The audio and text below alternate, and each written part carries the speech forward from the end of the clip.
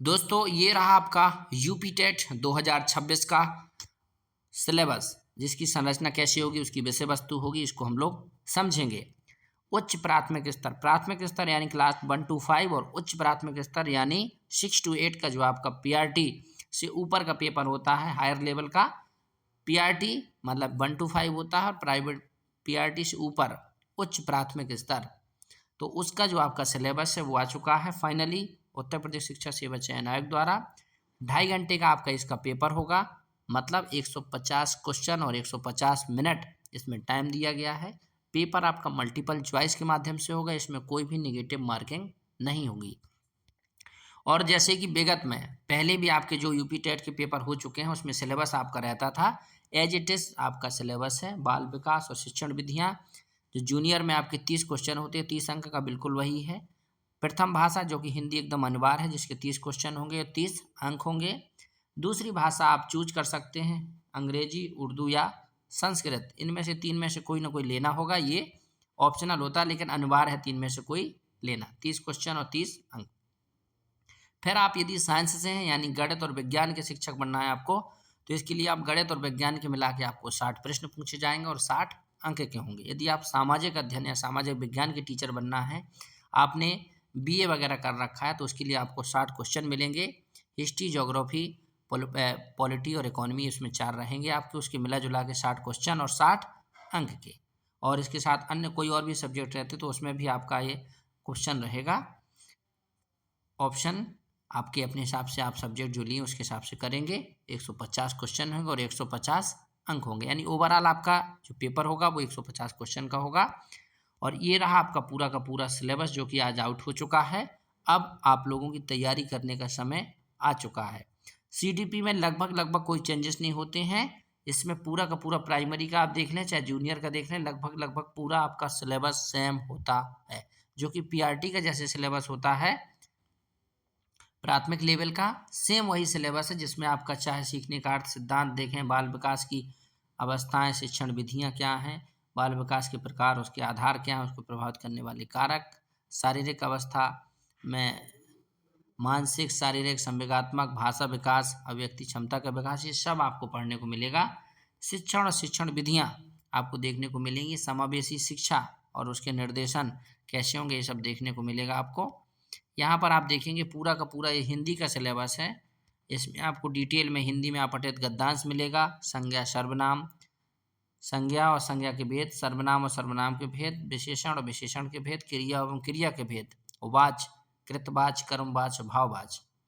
हिंदी भाषा की समस्त ध्वनियाँ, संयुक्त अक्षर, संयुक्त व्यंजन, अनुस्वर, चंद बिंदु, चंद बिंदु में अंतर क्या होता है, वर्णक्रम, शब्दों को आगे पीछे कैसे मैनेज करते हैं, पर्यायवाची, विपरीतार्थक यानी विलोम शब्द, अनेकार्थी, समानार्थी शब्द, अव्यय के भेद, अनुस्वर, अनुनासिक, रा के विभिन्न रूपों का प्रयोग, वाक्य निर्माण, विभिन्न विराम चिन्हों का प्रयोग, लिंग, वचन और काल, तद्भव, तत्सम, देशज और विदेशी शब्द, उपसर्ग, प्रत्यय, शब्द युग्म, समास, संधि, मुहावरे, लोकोक्तियाँ, क्रिया, सकर्मक, अकर्मक, संधि और संधि के भेद कितने होते हैं, स्वर, व्यंजन और विसर्ग, 3 प्रकार की संधियाँ होती हैं।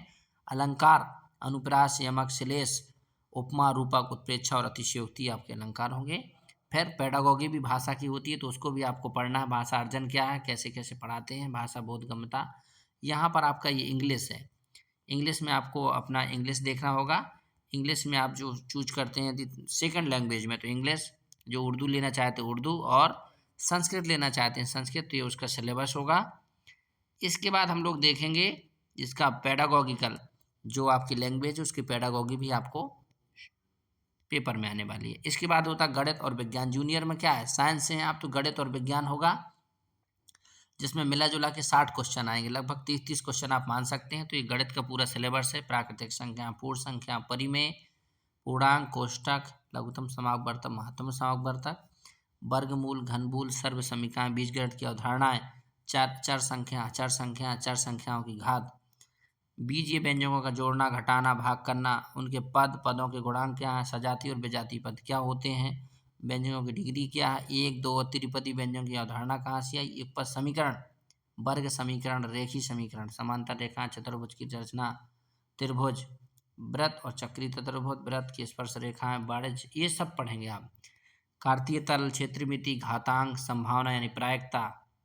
इसके बाद और भी आपका विज्ञान में अब आप देखेंगे दैनिक जीवन में विज्ञान का कैसे प्रयोग करते हैं, महत्वपूर्ण खोजें, रेशे और वस्त्र, सजीव निर्जीव पदार्थ, जंतु की संरचना एवं कार्य, सूक्ष्म जीवन का वर्गीकरण, कोशिका से अंगतंत्र तंत्र, किशोरावस्था, विकलांगता, भोजन, स्वास्थ्य, स्वच्छता एवं रोग, फसल उत्पादन, नाइट्रोजन चक्र, जंतु में पोषण, जनन, लाभदायक पौधे कौन कौन से होते हैं, जीवों में श्वसन, उत्सर्जन, लाभदायक जंतु कौन कौन से हैं, मापन, विद्युत धारा, चुंबकत्व, गति, बल एवं यंत्र, ऊर्जा, कंप्यूटर, ध्वनि, स्थिर विद्युत, प्रकाश एवं प्रकाश यंत्र कौन कौन से होते हैं, वायु के गुण, संगठन, आवश्यकता, उपयोगिता, ओजोन परत क्या है, ग्रीन हाउस इफेक्ट क्या है, ये सब हमको इस सिलेबस में साइंस में पढ़ना होगा जूनियर उच्च प्राथमिक में। जल की आवश्यकता क्यों होती है, उसकी उपयोगिता क्या है, उसके स्रोत क्या हैं, जल में गुण कौन सा होता है, जल में प्रदूषण कैसे होता है, जल प्रदूषण को जल संरक्षण कैसे किया जा सकता है, पदार्थों के समूह, पदार्थों को अलग कैसे किया जाता है तो उसके अंदर किसी प्रकार की अशुद्धि है, उसकी संरचना क्या है, उसकी नेचर यानी उसकी प्रकृति क्या है, पास पड़ोस में जो परिवर्तन होते हैं, भौतिक परिवर्तन और रासायनिक परिवर्तन वो भी पढ़ेंगे, अम्ल, क्षार, लवण, ऊष्मा और ताप, मानव निर्मित जो वस्तुएं होती हैं, प्लास्टिक, कांच, साबुन और मृत्तिका, खनिज एवं धातुएं, कार्बन एवं उसके यौगिक, ये सब आपको साइंस में पढ़ना है, ऊर्जा के वैकल्पिक स्रोत, फिर इसका पेडागोगी भी आपके इसी के साथ साथ साइंस का पूछा जाएगा, और साइंस में आपका गणित और विज्ञान दोनों का मिला जुला के पूछा जाता है, गणित का उतना नहीं रहता, साइंस का काफ़ी रहता है। सामाजिक अध्ययन, यदि आप सोशल की स्टूडेंट हैं तो उसमें भी आपके साथ 60 प्रश्न आएंगे, जिसमें आपका पूरा हिस्ट्री, इतिहास जानने के स्रोत, दिल्ली सल्तनत, इस्लाम का भारत में आगमन, मौर्य काल, प्रारंभिक राज, 6वीं शताब्दी ईसा पूर्व, पाषाण काल, यूरोपीय शक्तियों का भारत में आगमन, कंपनी का राज, भारत में नवजागरण, भारत में राष्ट्रवाद का उदय, स्वाधीनता आंदोलन, स्वतंत्रता प्राप्ति, भारत विभाजन, स्वतंत्र भारत की चुनौतियाँ, ये सब आपको क्या है हिस्ट्री में।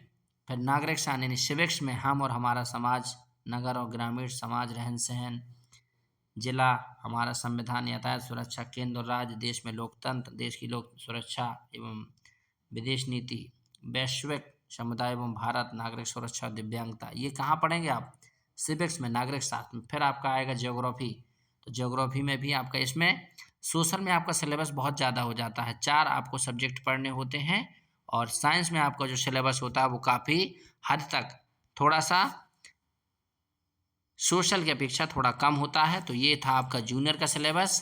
अब आपको ये समझना है कि यूपी टेट का फॉर्म बहुत जल्दी आपके बीच लगभग मार्च में नोटिफिकेशन देखने को मिलेगा, और मार्च तक ये फॉर्म आ जाएगा। ये जनवरी का अंतिम समय चल रहा है, 1 महीने से 1.5 महीने का इंतज़ार करिए और अपनी तैयारी में लग जाइए। सिलेबस आउट हो चुका है, फॉर्म जब भी आएगा तैयारी आपको अपने स्तर पर बेहतर करना है, अच्छे अंक लाना, ताकि आने वाले सुपर टेट के लिए भी आप तैयार रहें। और यूपी टेट अब आ गया, इसका मतलब सुपर टेट की पूरी संभावना है। तो इस वीडियो में आपको इतनी जानकारी मिली, आगे फिर से ऐसी नई जानकारी के साथ आपके साथ हाजिर होंगे, और फिर मैं नए वीडियो के साथ जब आऊँगा तो मैं आप लोगों के बीच पूरे डिटेल सिलेबस को एक एक पॉइंट को डिस्कस करता चलूँगा, बताता चलूँगा कि इसमें क्या पढ़ना है। और अब हम बहुत जल्दी आपके बीच एक क्लासेस स्टार्ट करूँगा मैं सिस्टम से, और आपको बताते हुए बड़ी खुशी हो रही मुझे कि मैं ऑलरेडी इन सब एग्ज़ाम्स को ऑलरेडी पहले से पास कर चुका हूँ। कुछ मेरा अनुभव भी है और मैं ऑलरेडी गवर्नमेंट नौकरी में सेलेक्टेड भी हूँ। ये आप लोगों के बीच कुछ अनुभव हम लोग साझा करेंगे। यदि आपको लगता है कि आप हमसे जुड़कर कुछ बेहतर सीख पाएंगे तो ज़रूर जुड़िए, और डेली आपको कुछ ना कुछ अपडेट मिलता रहेगा। इस वीडियो में इतना ही। अब हम लोग नेक्स्ट वीडियो में समझेंगे सुपर टेट की वैकेंसी जो आने वाली, उससे पहले उसका जो सिलेबस आया है उसका सिलेबस कैसा रहेगा, कैसे हमको उसको समझना होगा, क्या उसकी प्रक्रिया होगी, क्या उसकी प्रकृति होगी, उसको हम समझेंगे। इतने जानकारी के साथ आपसे विदा लेते हैं, तब तक के लिए धन्यवाद।